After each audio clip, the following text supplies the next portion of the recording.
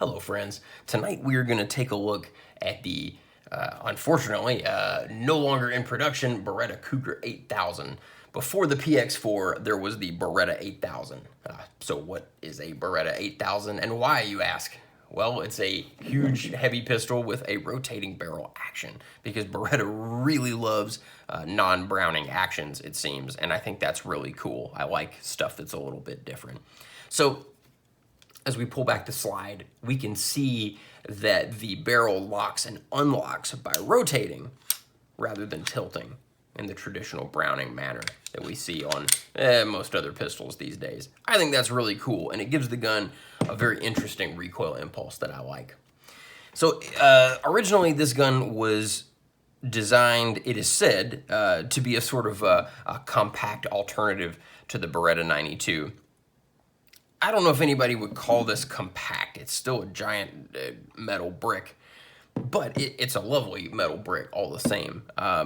It didn't sell well. Nobody really paid attention to it, despite the fact that it's a lovely, very well-built handgun. It was just overshadowed by the 92.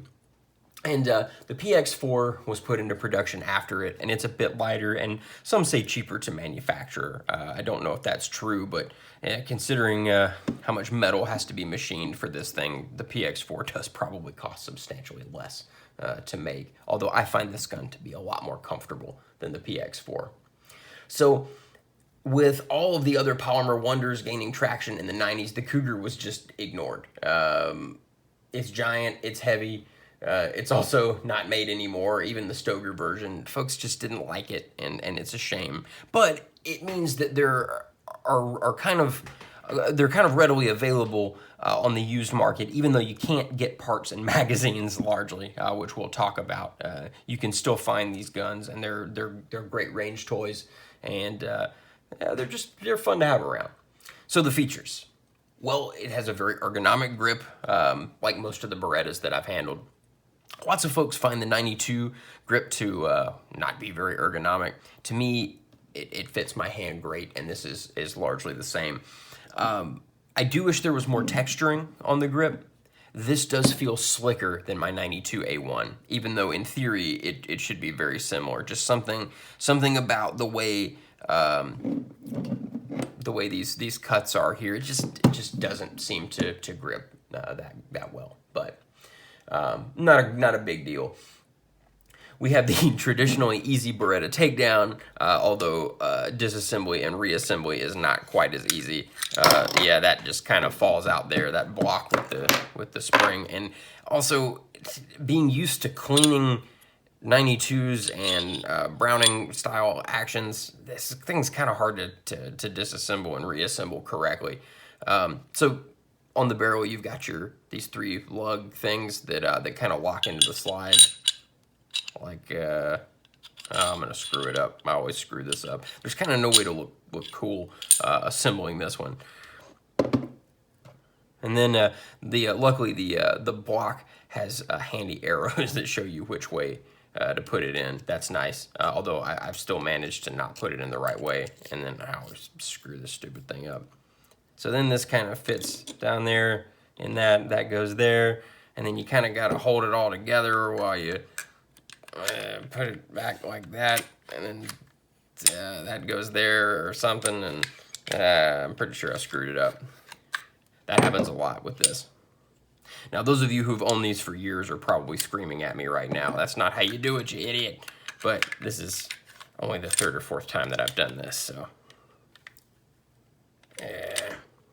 Yeah, so not as easy as the 92, right? And then you flip the lever back up, and there it is. We've got our handy traditional Beretta decocker and safety. Lots of folks hate where that is on the slide. I personally have never had an issue with it. I've never accidentally engaged that. It just hasn't happened on any of my Berettas, but I totally recognize that it's a serious problem and a total deal breaker for some people with these pistols, but I personally have had no issues there. The rotating barrel is the real feature here. Beretta claims that this reduces recoil, and they are absolutely right. It does very noticeably reduce recoil. The first time I took this to the range, I noticed that my follow-up shots were lightning fast. really great. The recoil is probably on par with the larger Beretta 92 with the longer barrel, maybe a little bit less. It also just the way it recoils feels very interesting too, which I really enjoy. The gun is very well made, like every Beretta that I've ever handled, and it's nice to look at. I consider those to be features. So, which guns compete with this gun? Well, I would say all of the other very large, very heavy metal pistols are direct competitors. The SIGs, 1911s, I guess if you buy the 45 model Cougar, the CZ75, that sort of thing.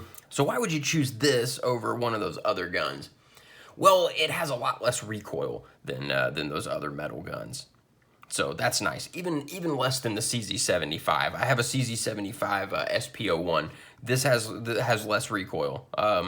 Although the CZ75, because of the availability of aftermarket parts and the fact that it's still in production, I would probably still go that route rather than getting one of these over one of those other guns. But if you have all those other metal guns, this gun is going to still offer you something substantially different. It's really fun to shoot, and those follow-up shots, man, they're nice. So why would you choose this over a 92?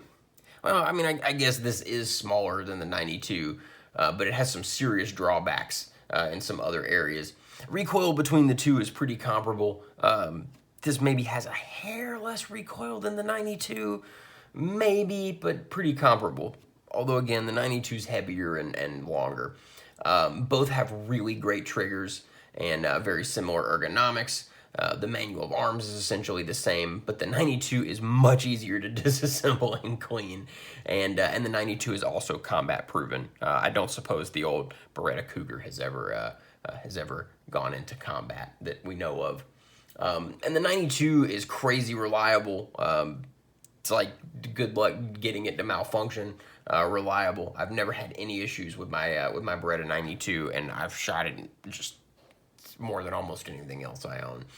And you know, maybe the Cougar is as reliable, but I've got to spend a lot more time with it, and I suspect that it inherently is not as reliable, just based on the design. Although that is purely speculation, and I'm hoping that it will prove me wrong.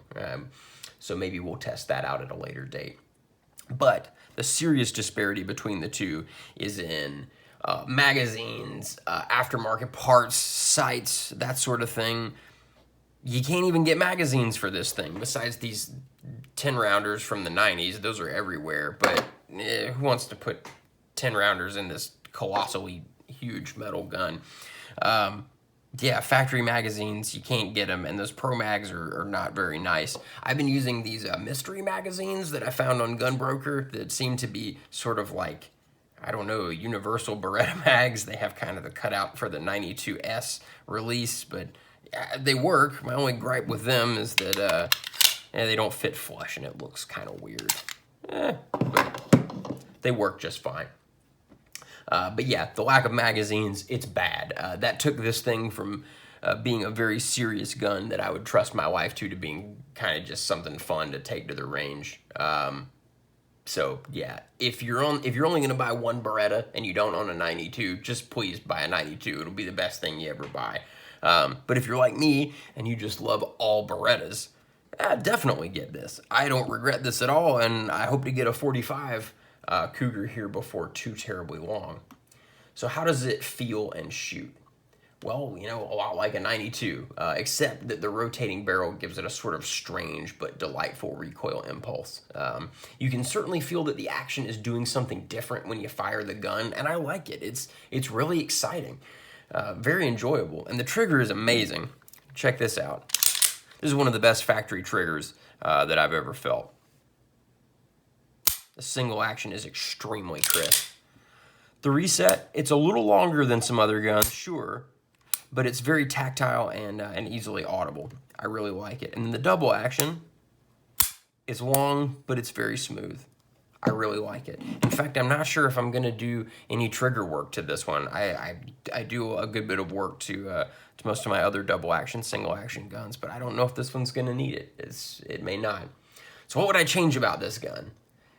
See, most of the problems with it have nothing to do with the gun, but I consider the dearth of factory magazines to be a huge problem. Right now, mine has been eating 9mm out of those unbranded mystery magazines that look like unfinished cheese graters, and they're working fine. And they, like I said, they seem to be nicer than the Pro Mags, but still, I want Beretta or Stoeger factory magazines. So it seems like I'm telling you not to buy one of these, right?